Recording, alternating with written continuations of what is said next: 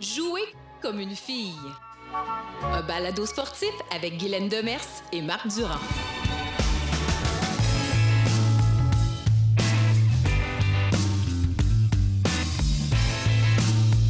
On y joue partout, dans tous les villages, à côté de l'église, à travers les champs. Les gens de ma génération, là, on jouait au hockey l'hiver, au baseball l'été. Pas étonnant qu'on a frappé un circuit en 1968 avec la naissance des expos. Mais dans les années 2000, on s'est fait prendre en souricière, entre le départ de nos amours et les nouvelles tendances sportives. Le baseball avait 2 prises contre lui. Pas fini les jeux de mots. Puis là, on s'est craché dans les mains. Puis on a regardé le terrain et on s'est dit, il faudrait peut-être se réinventer. Puis une des choses qu'on a remarqué, il n'y avait pas de filles. Il n'y avait pas de filles qui jouaient. Aujourd'hui, Baseball Québec est l'une des fédérations, sinon la fédération sportive la plus innovatrice au Québec. Et notre invité, Maxime Lamarche, est certainement l'un des plus brillants directeurs généraux. Jouer comme une fille, c'est accepter les signaux et s'élancer.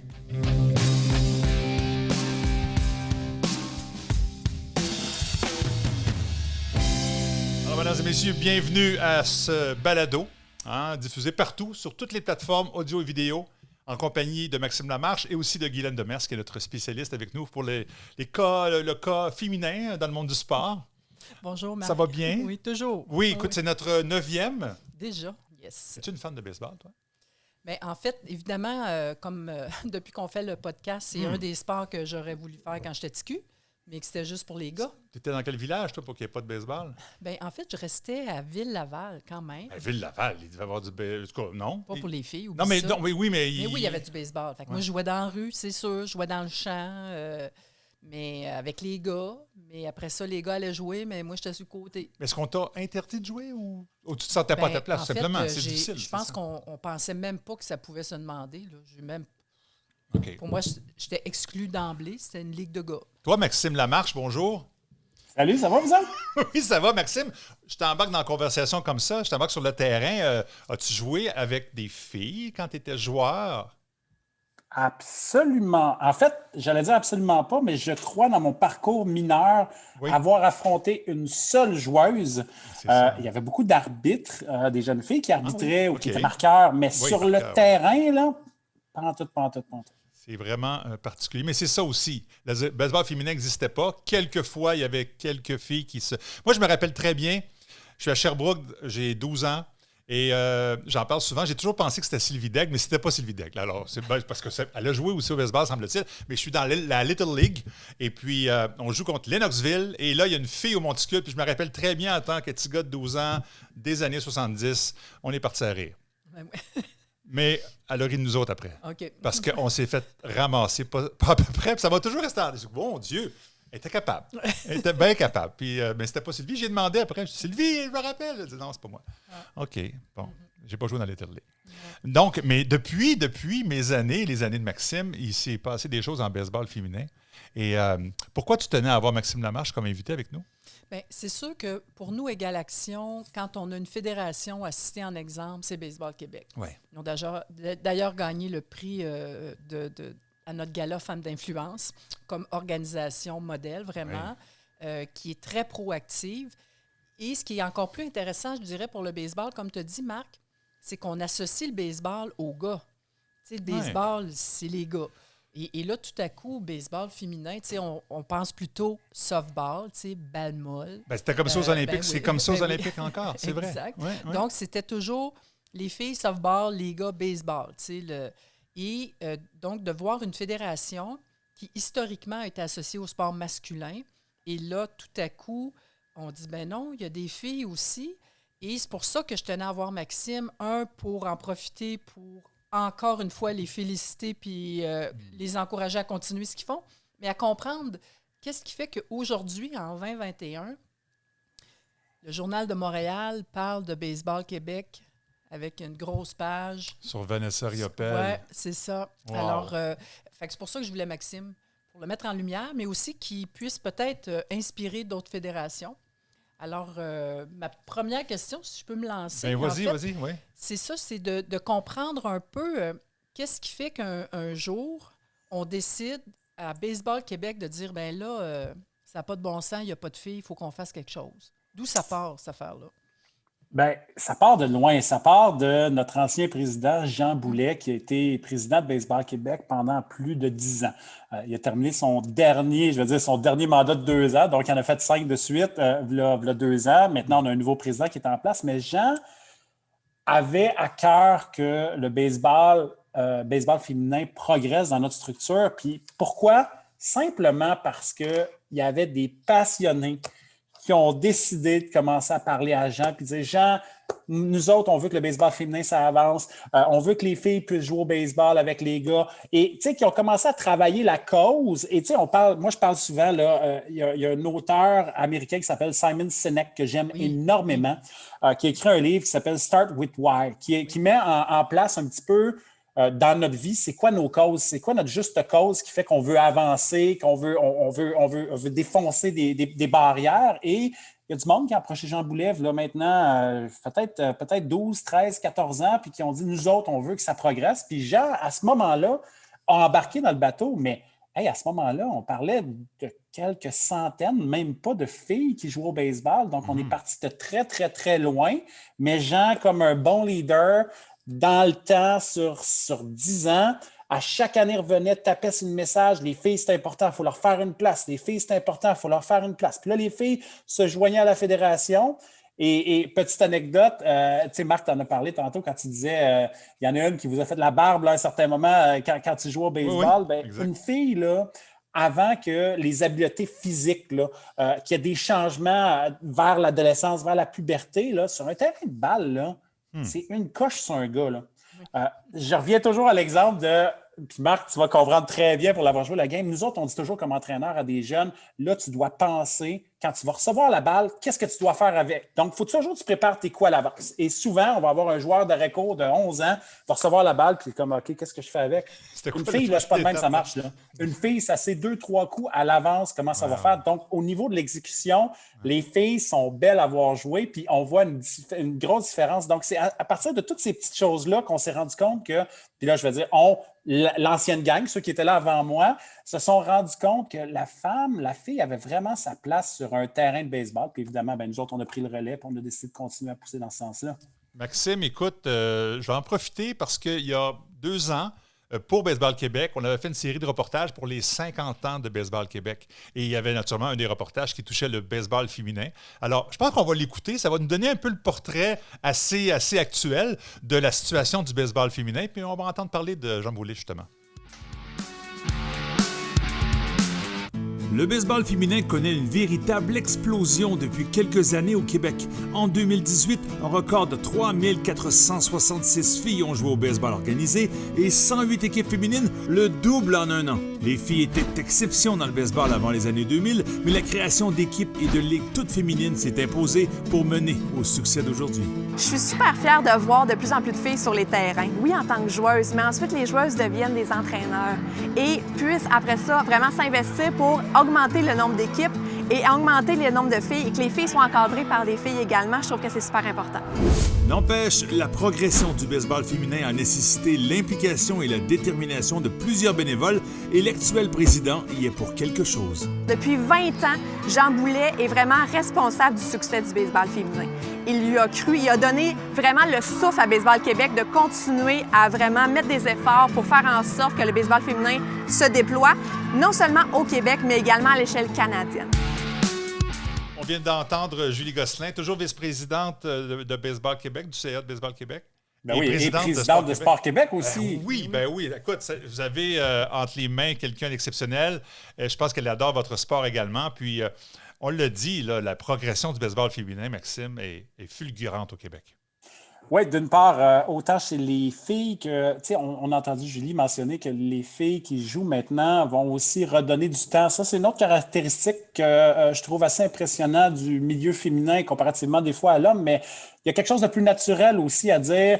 Je joue et en même temps, je vais aider ou je vais aller coacher.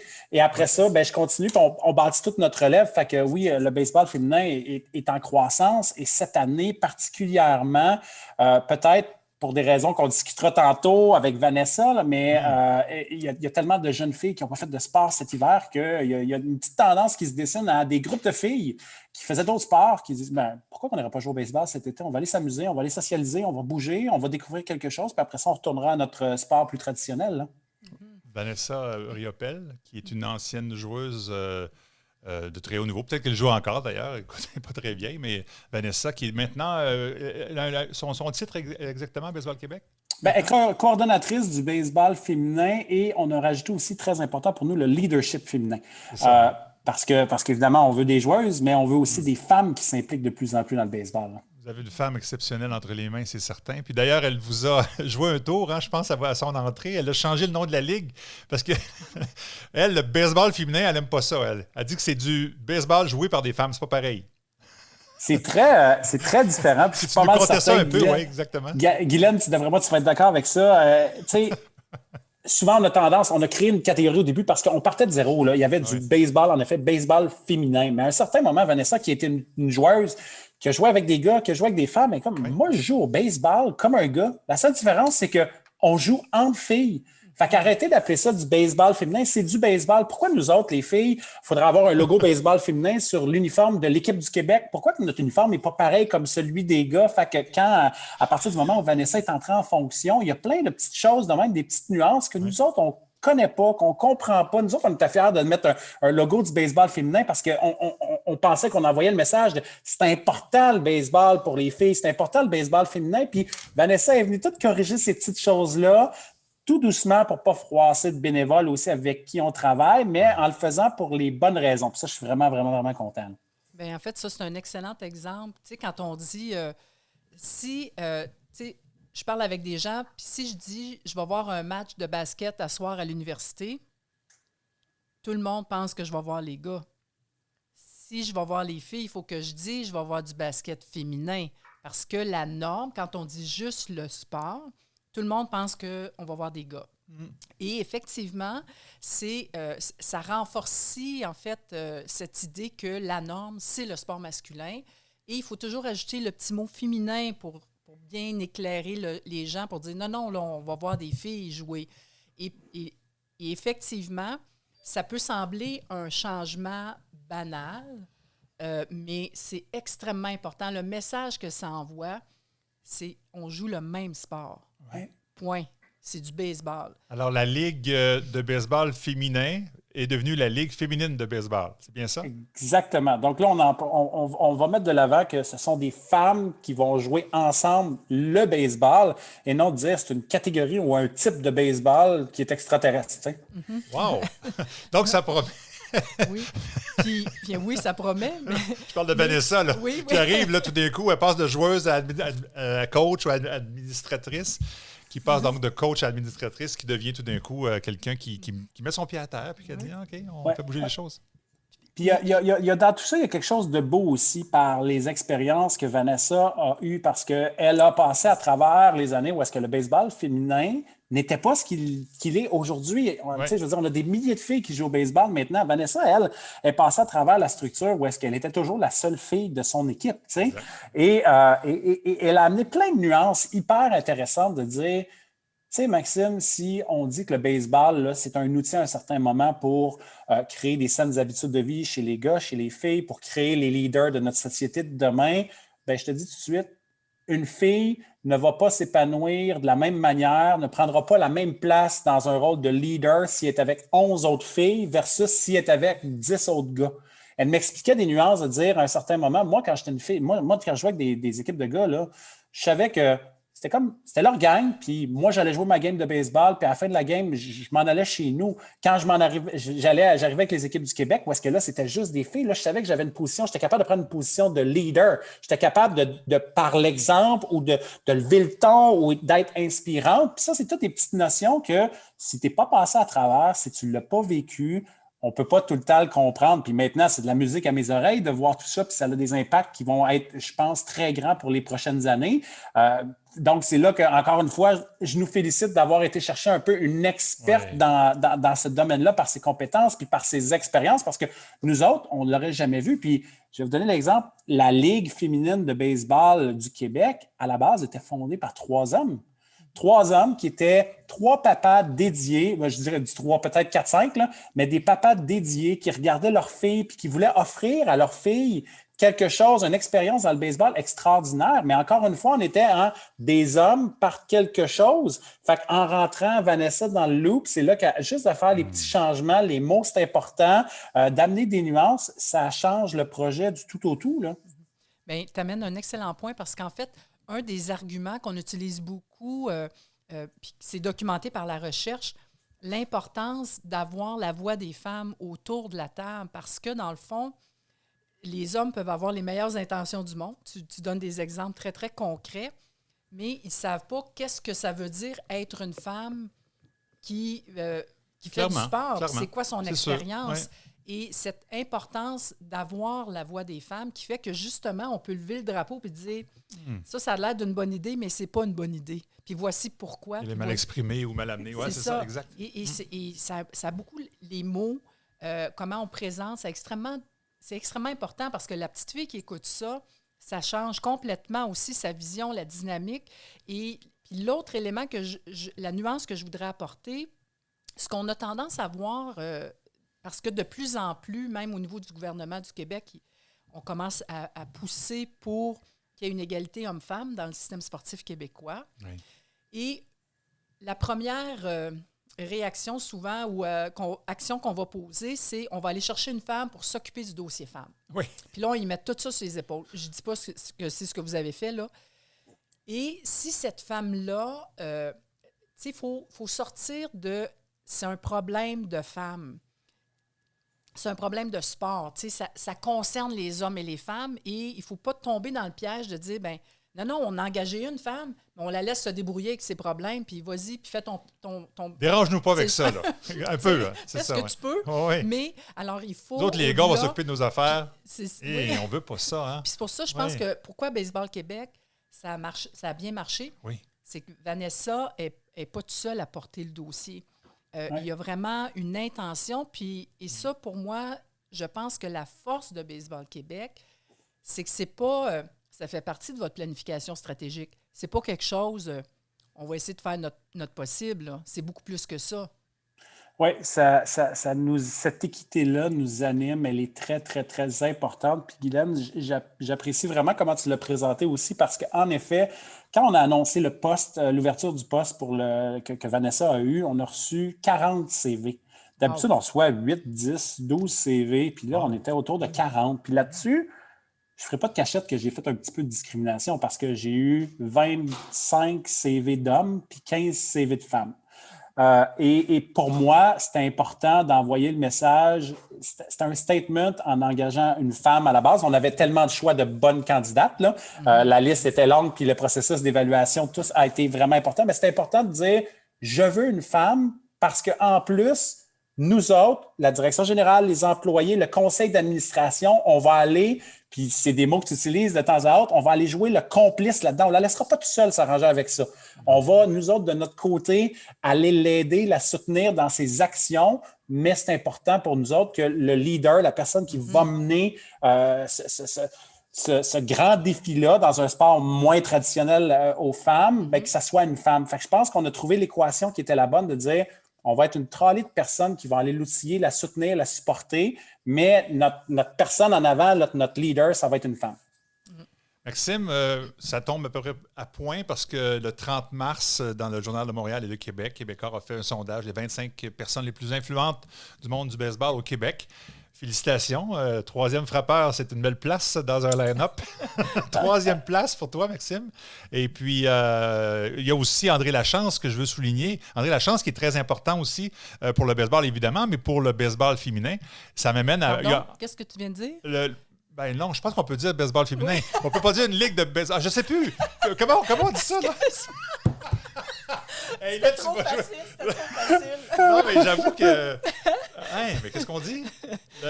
Pour les femmes au baseball. Baseball joué par les femmes. Joué par les femmes. Bon, OK.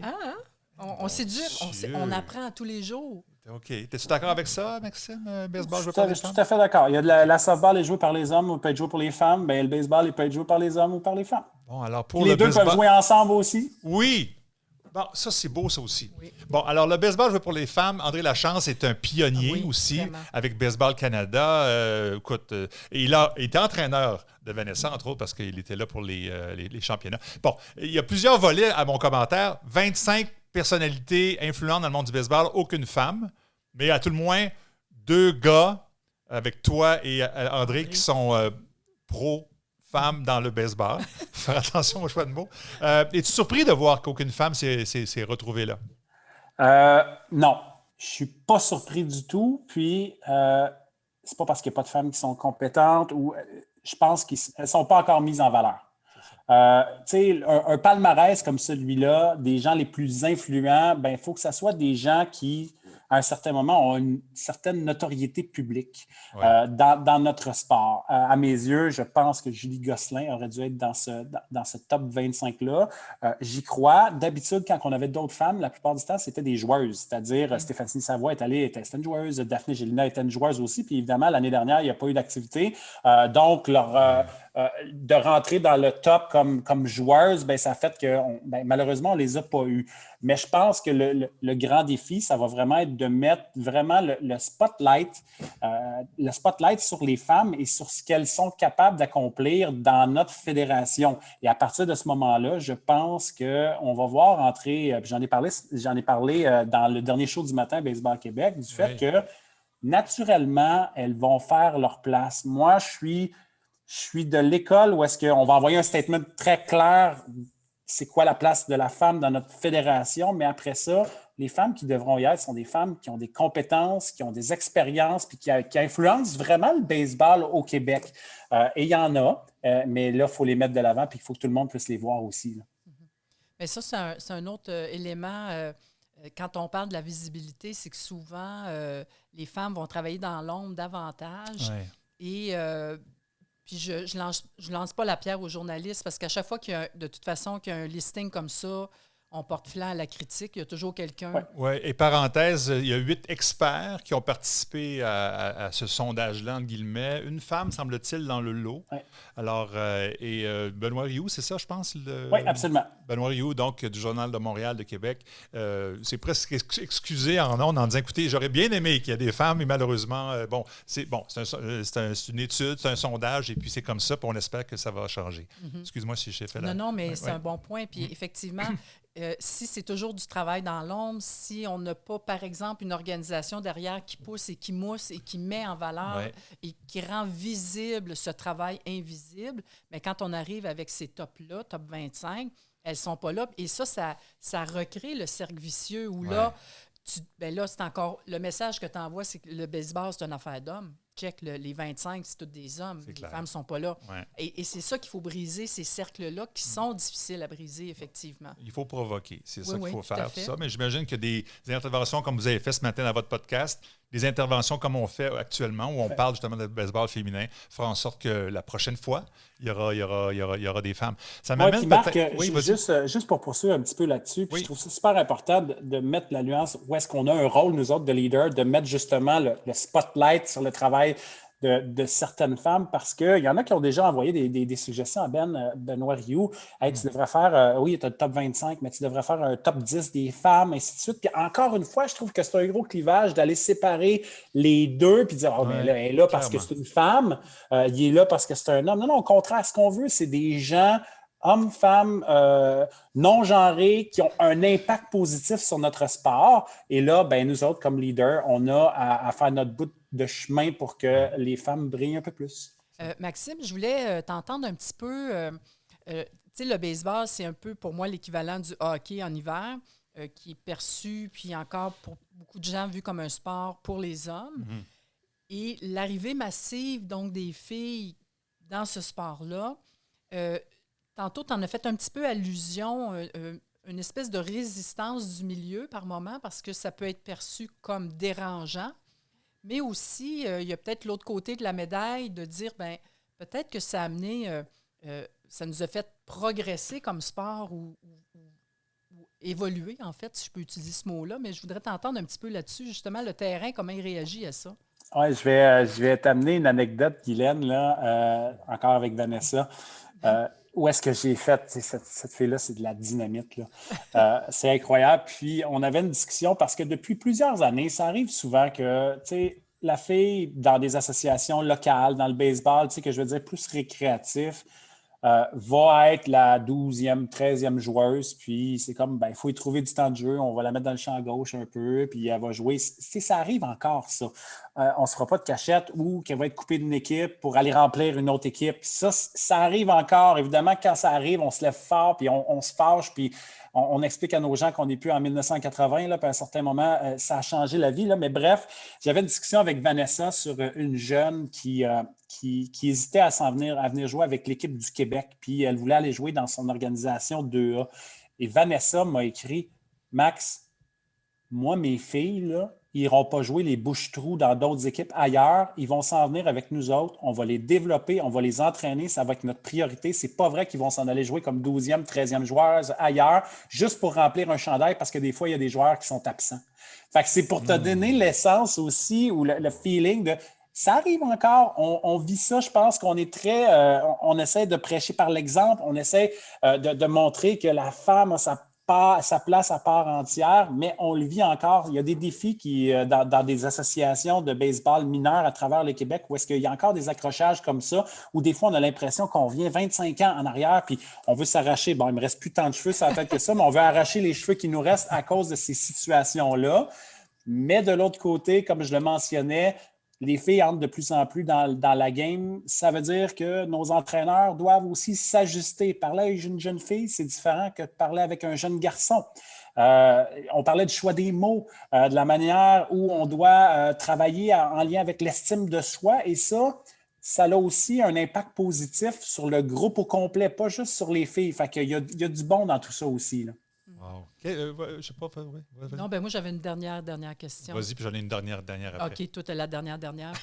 Bien, toi, là, comme DG de Baseball Québec, de quoi tu es le plus fier en lien avec le baseball joué par les filles? Très bonne question. Bien, je suis fier de voir qu'il y a une réponse. Je suis fier de voir que, bon, écoutez, moi, personnellement, dans ma vie, j'ai la chance de vivre avec ma blonde depuis 19 ans. C'est une psychologue, c'est quelqu'un d'exceptionnel qui m'a ouvert les yeux sur l'équité, sur comment notre relation est bâtie, 50-50, puis qu'il n'y en a pas un qui est supérieur à l'autre. Fait que pour moi, ça fait partie de mon quotidien, puis c'est un peu ce qu'on enseigne à nos enfants aussi. Fait que moi, j'y crois. Maintenant, de voir comment, à travers notre fédération, ça se traduit, que les messages qu'on envoie sont quand même assez bien captés et que ça progresse tellement vite, ça me fait du bien. Je vais vous donner un exemple.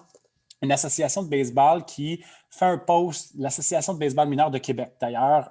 Vous allez voir sur les médias sociaux, un petit logo là, comme celui des Capitales, fait une annonce pour dire que là, son membership a augmenté cette année. Déjà, là, sont en augmentation. Et prend la peine de dire, puis en passant, cette année, plus que jamais, on a pas loin de 30 filles qui jouent au baseball. De prendre le moment d'ajouter ça dans la communication, de dire, puis, en passant, là, du côté des filles aussi, ça explose. Bien, pour moi, c'est un signe que c'est rentré. Là, le message est bien rentré, là, il est assimilé, puis que ça fait partie de l'ADN de cette association-là, et on en voit de plus en plus. Fait que ça me rend extrêmement fier.